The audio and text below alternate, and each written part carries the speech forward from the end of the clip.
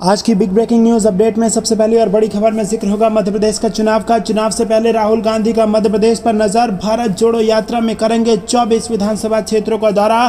कांग्रेस कार्यकर्ताओं में जबरदस्त जोश की लहर और भारत जोड़ो यात्रा में लाखों कार्यकर्ता होंगे शामिल। दूसरी बड़ी खबर में जिक्र होगा कि भाजपा वर्सेस आम आदमी पार्टी, सीएम और प्रदेश अध्यक्ष इस्तीफा दे, गुजरात में बोले राघव चड्ढा। जी हाँ दोस्तों, राघव चड्ढा ने गुजरात में मुख्यमंत्री के इस्तीफे की मांग की है। तीसरी बड़ी खबर में आपको बताएंगे कि केंद्र की गलत नीतियों के कारण अर्थव्यवस्था में आई सुस्ती, कांग्रेस पार्टी ने लगाया आरोप। चौथी खबर में जिक्र होगा कि भ्रष्टाचार के मामले पर पीएम मोदी के बयान पर सीएम नीतीश का पलटवार, कह दी ऐसी बात। और पांचवी बड़ी खबर में जिक्र होगा कि भाजपा के लोग दूध के दूल्हे हैं क्या, पीएम मोदी पर तेजस्वी ने किया पलटवार, बोले बीजेपी के एमपी एमएलए के घर पर छापा क्यों नहीं पड़ता। दोस्तों, हर एक खबर की गहराई में आपको ले जाएंगे, लेकिन उससे पहले आप अभी इस वीडियो को कीजिए लाइक और लाल बटन को दबा के चैनल को सब्सक्राइब करके घंटी बजाकर कमेंट में लिखिए जय हिंद। दोस्तों, आपको बता दें कि चुनाव से पहले राहुल गांधी की मध्य प्रदेश पर है नजर। भारत जोड़ो यात्रा में करेंगे 24 विधानसभा क्षेत्रों का दौरा। जी हां दोस्तों, कांग्रेस की 7 सितंबर से शुरू होने वाली भारत जोड़ो यात्रा में राहुल गांधी के साथ कुल 117 नेता कन्याकुमारी से कश्मीर तक पद यात्रा करेंगे। इनमें लगभग सभी वर्गों और प्रदेशों का प्रतिनिधित्व है और इस सूची में मध्य प्रदेश के 10 कांग्रेसी नेताओं को जगह मिली है और इनमें से मुख्यमंत्री शिवराज सिंह चौहान की विधानसभा बुधनी से कांग्रेस के 2 युवा नेताओं अजय पटेल और विजेंद्र उइके को भी जगह मिली है। कांग्रेस नेता अजय पटेल फिलहाल राजीव गांधी पंचायती राज संगठन में सक्रिय कार्यकर्ता के तौर पर काम कर रहे हैं। वहीं विजेंद्र उइके जिला पंचायत चुनाव में बीजेपी के आदिवासी नेता रमेश बारेला को पटकनी देकर जिला पंचायत सदस्य निर्वाचित हुए हैं। दोनों युवा नेता बुधनी सहित प्रदेश के ग्रामीण क्षेत्रों में जमीनी स्तर पर कार्य कर रहे हैं और 150 दिनों तक चलने वाली ये यात्रा कन्याकुमारी से शुरू होकर कश्मीर में समाप्त होगी। तो दोस्तों, भारत जोड़ो यात्रा में कांग्रेस पार्टी ने जबरदस्त ताकत लगाई है। कांग्रेस पार्टी राहुल गांधी के नेतृत्व में ये यात्रा निकालने वाली है और इसमें कार्यकर्ताओं में जबरदस्त जोश की लहर है और सड़कों पर उतर के कार्यकर्ता भारत जोड़ने का ऐलान करेंगे और इसी के साथ मध्य प्रदेश के चुनाव पर भी नजर कांग्रेस पार्टी की होगी। रुख करते हैं अगली बड़ी खबर की तरफ। गुजरात में राघव चड्ढा ने सीएम और प्रदेश अध्यक्ष से मांगा इस्तीफा। जी हां दोस्तों, आपको बता दें कि गुजरात में चुनाव करीब है और आम आदमी पार्टी लगातार सुर्खियों में है। सूरत में आम आदमी पार्टी के नेता मनोज सोराठिया पर हमले को पार्टी ने बीजेपी पर हमले का हथियार बना लिया है। राघव चड्ढा की अगुवाई में सूरत में मनोज सोराठिया के पोस्टर के साथ रैली निकाली गई और गुजरात के मुख्यमंत्री भूपेंद्र पटेल और बीजेपी प्रदेश अध्यक्ष सी आर पाटिल के इस्तीफे की मांग की गई। दोस्तों, इससे पहले अरविंद केजरीवाल गुजरात में कह चुके हैं कि डिप्टी सीएम मनीष सिसोदिया पर सीबीआई जांच कराने के बाद आम आदमी पार्टी का गुजरात में 4% वोट बढ़ गया है और अगर अब भाजपा डिप्टी सीएम मनीष सिसोदिया को गिरफ्तार कर लेती है तो इससे और आम आदमी पार्टी की वोट शेयर बढ़ेगी और आम आदमी पार्टी जीत की तरफ आगे बढ़ जाएगी। रुक करते हैं अगली बड़ी खबर की तरफ, लेकिन उससे पहले दोस्तों, अगर आपको भी ऐसा लगता है कि गुजरात और मध्य प्रदेश में होने वाला है बदलाव तो वीडियो को लाइक करना मत भूलिएगा। रुक करते हैं अगली बड़ी खबर की तरफ। कांग्रेस का बड़ा बयान, केंद्र की गलत नीतियों के कारण अर्थव्यवस्था में आई सुस्ती। जी हां दोस्तों, कांग्रेस ने आरोप लगाया है कि केंद्र सरकार की गलत नीतियों के कारण अर्थव्यवस्था में सुस्ती आई है। पार्टी के राष्ट्रीय प्रवक्ता गौरव वल्लभ ने शुक्रवार को कांग्रेस मुख्यालय में आयोजित एक प्रेस वार्ता के दौरान कहा कि बीते 3 वर्षों में आर्थिक विकास दर सिर्फ 3% रही है। उन्होंने कहा कि जो व्यक्ति 3 वर्ष पूर्व 10,000 रुपये कमाता था वो आज सिर्फ 10,300 रुपये ही कमा पा रहा है।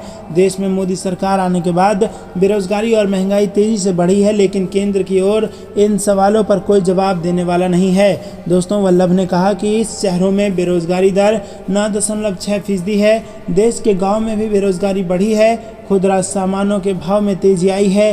देश का हर नागरिक महंगाई और बेरोजगारी की मार झेल रहा है। जरूरी खाद्य सामानों पर जीएसटी लगाए जाने से लोग परेशान हैं। वल्लभ ने आगे कहा कि पीएम मोदी ने वादा किया था कि वर्ष 2022 में देश की अर्थव्यवस्था $5 ट्रिलियन की हो जाएगी, लेकिन जिस सुस्ती के साथ अर्थव्यवस्था बढ़ी है उसके अनुसार तो वर्ष 2060 तक भी 5 ट्रिलियन तक नहीं पहुंच पाएगी। उन्होंने कहा कि पीएम मोदी ने वादा किया था कि किसानों की आय वर्ष 2022 तक दुगनी हो जाएगी, हर परिवार के पास अपना घर होगा, लेकिन इन वादों पर कोई प्रगति नहीं है। ऐसे में इस मुद्दे पर पीएम मोदी को जवाब देना चाहिए। दोस्तों, रुक करते हैं अगली बड़ी खबर की तरफ, लेकिन उससे पहले क्या आप भी मानते हैं कि पीएम मोदी या फिर केंद्र सरकार की गलत नीतियों के खिलाफ अर्थव्यवस्था सुस्त पड़ी है? हाँ या ना में अपनी राय बताइए। वीडियो लाइक नहीं नहीं किया है तो कृपया करके कर दीजिए। रुक करते हैं अगली बड़ी खबर की तरफ। भ्रष्टाचार के मसले पर पीएम मोदी के बयान पर सीएम नीतीश ने किया पलटवार और कह दी ऐसी बात। जी हाँ दोस्तों, आपको बता दें कि बिहार के मुख्यमंत्री नीतीश कुमार ने प्रधानमंत्री नरेंद्र मोदी को जवाब दिया है। सीएम नीतीश कुमार ने कहा कि भ्रष्टाचारियों को कोई नहीं बचा रहा है, केंद्र की बातों पर ध्यान नहीं देता हूं मैं, दूसरे राज्यों में क्या हो रहा है उस पर ध्यान दें। बता दें कि पीएम मोदी ने भ्रष्टाचार और ध्रुवीकरण को लेकर निशाना साधा था। पीएम मोदी का बात का बिहार के डिप्टी सीएम तेजस्वी यादव ने भी जवाब दिया और तेजस्वी यादव ने पूछा कि बीजेपी के लोग दूध के धुले हैं क्या। मुख्यमंत्री नीतीश कुमार ने कहा कि पिछले कई सालों से काम कर रहा हूं, केंद्र में कोई क्या कहता है मैं उस पर ध्यान नहीं देता, कोई भी भ्रष्टों को बचा नहीं रहा है, उन्हें सोचना चाहिए कि दूसरे राज्यों में क्या हो रहा है। वहीं दोस्तों आपको बता दें कि भ्रष्टाचारियों के खिलाफ कार्रवाई पर पीएम मोदी के बयान पर बिहार के डिप्टी सीएम तेजस्वी यादव ने कहा कि बीजेपी के लगभग 1000 से ज़्यादा विधायक और 300 से ज़्यादा सांसद हैं, किसी के भी घर पर छापा नहीं पड़ा है। बीजेपी के लोग दूध के धुले हैं क्या? अगर उनके घर छापा नहीं पड़ रहा है तो उनको कौन बचा रहा है? जो लोग कह रहे हैं वही ना बचा रहे हैं। जी हाँ दोस्तों, तेजस्वी यादव ने आरोप लगाया कि पीएम मोदी ही भ्रष्टाचारियों को बचा रहे हैं, क्योंकि इतने सारे विधायक और सांसद हैं भाजपा के, लेकिन किसी भी विधायक या सांसद के घर पर आज तक सीबीआई नहीं भेजी गई है पीएम मोदी या फिर केंद्र सरकार द्वारा। सीएम नीतीश कुमार को प्रधानमंत्री पद का उम्मीदवार दिखाने की कोशिश की जा रही है। इस पर भी बिहार की राजधानी में कुछ पोस्टर लगाए गए हैं और इस बीच नीतीश कुमार की तुलना सरदार पटेल से भी की गई है। तेजस्वी यादव कई बार कह चुके हैं कि 2024 के लोकसभा चुनाव में नीतीश कुमार विपक्ष के उम्मीदवार होंगे। गुरुवार को तेलंगाना के मुख्यमंत्री केसीआर भी बिहार दौरे पर पहुंचे थे। नीतीश कुमार और केसीआर ने साथ में प्रेस कॉन्फ्रेंस भी की थी। तो दोस्तों आपके हिसाब से कौन होगा विपक्ष का प्रधानमंत्री उम्मीदवार, कमेंट में बताइए। दोस्तों रुक करते हैं अगली बड़ी खबर की तरफ, जो कि झारखंड से आ रही है। झारखंड के विधायकों ने बीजेपी पर लगाया आरोप, कहा महाराष्ट्र की तरह सरकार गिराने की कर रहे हैं कोशिश। जी हाँ दोस्तों, छत्तीसगढ़ की राजधानी रायपुर के मैफेयर रिसोर्ट में पिछले 2 दिन से ठहरे विधायकों ने गुरुवार को चुप्पी तोड़ी है। उन्होंने रिसोर्ट के गेट पर प्रेस कॉन्फ्रेंस कर बीजेपी पर गंभीर आरोप लगाया और कहा कि झारखंड में भी महाराष्ट्र की तरह सरकार को अस्थिर करने की कोशिश हो रही है। बीजेपी हमें तोड़ नहीं पाई, आज हम एकजुट हैं और मुख्यमंत्री हेमंत सोरेन ने इस्तीफा नहीं दिया। दरअसल झारखंड में राजनीतिक उठापटक जारी है। सरकार गिरने की डर से मुख्यमंत्री हेमंत सोरेन विधायकों को छत्तीसगढ़ में शिफ्ट कर दिया गया है। 2 दिन बाद पहली बार झारखंड सरकार के विधायकों ने मीडिया से बातचीत की। उन्होंने कैबिनेट बैठक के फैसले की जानकारी दी और इसके बाद विधायकों ने कहा कि हम राज्य सरकार में रहकर केंद्र सरकार की सभी स्कीमों पर काम कर रहे हैं और इसके बाद भी केंद्र की सरकार सौतेला व्यवहार कर रही है। विधायक दीपिका पांडे ने बीजेपी के आरोपों पर पलटवार करते हुए कहा कि भाजपा के लोगों को कुछ भी कहने का अधिकार नहीं है। दोस्तों रुक करते हैं अगली बड़ी खबर की तरफ, जो कि गुजरात से आ रही है। आज से 2 दिन के दौरे पर गुजरात पहुंचे दिल्ली के मुख्यमंत्री अरविंद केजरीवाल एक और गारंटी की करेंगे घोषणा। जी हाँ दोस्तों, आपको बता दें कि अरविंद केजरीवाल गुजरात पहुंच चुके हैं। दिल्ली के मुख्यमंत्री और आम आदमी पार्टी के संयोजक केजरीवाल अपने संगठन के प्रचार अभियान को गति देने के लिए गुजरात के 2 दिवसीय दौरे पर रहेंगे और इस दौरान वो मतदाताओं के लिए एक और चुनाव पूर्व गारंटी की घोषणा करेंगे। आम आदमी पार्टी ने एक बयान में गुरुवार को कहा कि अपनी यात्रा के दौरान केजरीवाल गुजरात के लोगों के लिए चुनाव पूर्व बड़ी गारंटी की घोषणा करेंगे, जहां साल के अंत तक विधानसभा चुनाव होना है। केजरीवाल गुजरात के लिए अब तक कई गारंटी की घोषणा कर चुके हैं, जिनमें प्रति महीने 300 यूनिट तक मुफ्त बिजली, 3000 रुपये का बेरोजगारी भत्ता, 10 लाख सरकारी नौकरियां, सभी को मुफ्त और गुणवत्तापूर्ण स्वास्थ्य सेवा और सरकारी स्कूलों में मुफ्त शिक्षा और महिलाओं के लिए 1000 रुपये का भत्ता शामिल है। दिल्ली के सीएम अरविंद केजरीवाल ने गुरुवार को दिल्ली विधानसभा में एक बड़ा दावा किया है। सीएम केजरीवाल ने विधानसभा में कहा कि केंद्रीय अन्वेषण ब्यूरो के उप मुख्यमंत्री मनीष सिसोदिया के आवास पर छापा मारने के बाद गुजरात में आम आदमी पार्टी का वोट प्रतिशत 4% तक बढ़ा है। बयान में कहा गया है कि आम आदमी पार्टी नेता द्वारका शहर में एक सभा को संबोधित कर देवभूमि द्वारका जिले से अपने 2 दिवसीय यात्रा की शुरुआत करेंगे और इस दौरान वो नई चुनावी पूर्व गारंटी की घोषणा भी करेंगे। सभा को संबोधित करने के बाद केजरीवाल द्वारका शहर के प्रसिद्ध द्वारकाधीश मंदिर में पूजा अर्चना करेंगे। दोस्तों रुक करते हैं अगली बड़ी खबर की तरफ। अमित शाह से हो सकती है झारखंड के राज्यपाल की मुलाकात। झारखंड में सियासी हलचल के बीच राज्यपाल दिल्ली हुए रवाना और महागठबंधन के नेता उनसे कल मिले थे। जी हाँ दोस्तों, आपको बता दें कि झारखंड में जारी सियासी उठापटक के बीच राज्यपाल रमेश बैस दिल्ली के लिए रवाना हो गए हैं। बताया जा रहा है कि वो अमित शाह से मुलाकात कर सकते हैं और गुरुवार को ही महागठबंधन के नेताओं ने राज्यपाल से मुलाकात की थी। राज्यपाल को ज्ञापन सौंपकर मुख्यमंत्री पर स्थिति स्पष्ट करने को कहा था और इसी बीच हेमंत सोरेन ने एक बड़ा दांव खेला है। सरकार ने 5 सितंबर को विधानसभा का विशेष सत्र बुलाया और ऐसे कहा जा रहा है कि इस दौरान सोरेन सरकार अपना बहुमत पेश कर सकती है। इसके अलावा कुछ बड़ा निर्णय लेने की बात भी सामने आ रही है। इसके मद्देनज़र अब सीएम हेमंत सोरेन के फिलहाल रायपुर आने की संभावना कम है।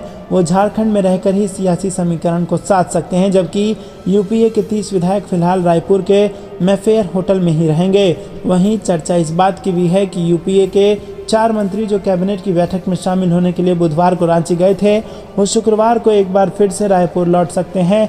फिलहाल इसकी पुष्टि नहीं हुई है, लेकिन विधानसभा सत्र से ठीक एक दिन पहले सभी के रांची लौटने की सूचना सामने आ रही है। रुक करते हैं अगली बड़ी खबर की तरफ। हिमाचल में गरमाया चुनावी माहौल।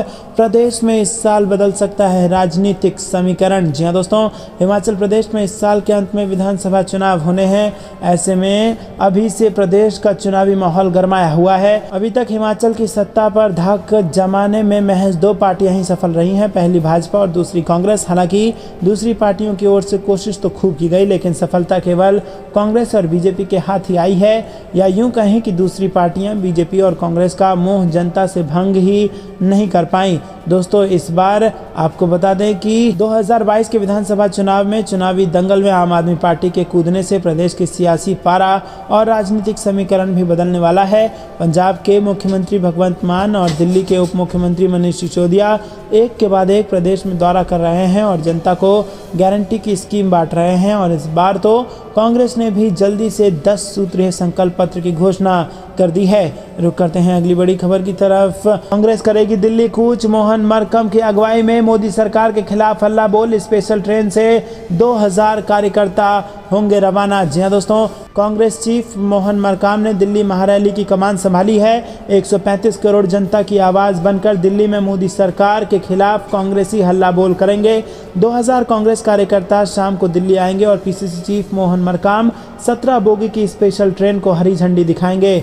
मोहन मरकाम ने कहा कि मोदी ने बड़े बड़े वादे किए थे, महंगाई आसमान छू रही है, मोदी सरकार नहीं सुनती, तो 2024 में गद्दी से बाहर का रास्ता दिखाएंगे। देश की जनता ही गद्दी पर बैठाती है और देश की जनता ही बाहर करती है, किसी मुगालते में नहीं रहना चाहिए। रुक करते हैं अगली बड़ी खबर की तरफ, जो कि मौसम विभाग से आ रही है। हिमालय से सटे राज्यों में होगी बारिश, पूर्वोत्तर में भारी वर्षा का है अनुमान। जी हाँ दोस्तों, मानसून अपने अंतिम चरण में पहुंच रहा है और वो हिमालय की तराई के करीब पहुंच गया है। वहीं दक्षिण तमिलनाडु से लेकर कर्नाटक, मध्य महाराष्ट्र होते हुए मध्य प्रदेश तक चक्रवाती हवाओं का क्षेत्र बना हुआ है और इन दोनों मौसमी सिस्टम के प्रभाव से हिमालय से सटे राज्यों के अलावा सीमावर्ती राज्यों में अगले 4 दिन तक कहीं हल्की तो कहीं भारी बारिश हो सकती है। मौसम विभाग का अनुमान है कि पश्चिमी हिमालयी क्षेत्र, जम्मू कश्मीर, हिमाचल प्रदेश और उत्तराखंड में बारिश हो सकती है और इसके अलावा पश्चिम बंगाल, सिक्किम और पूर्वोत्तर भारत में भारी बारिश जारी रहने के आसार हैं। तो दोस्तों अभी के लिए इतना ही। खबर में अंत तक बने रहने के लिए बहुत बहुत धन्यवाद।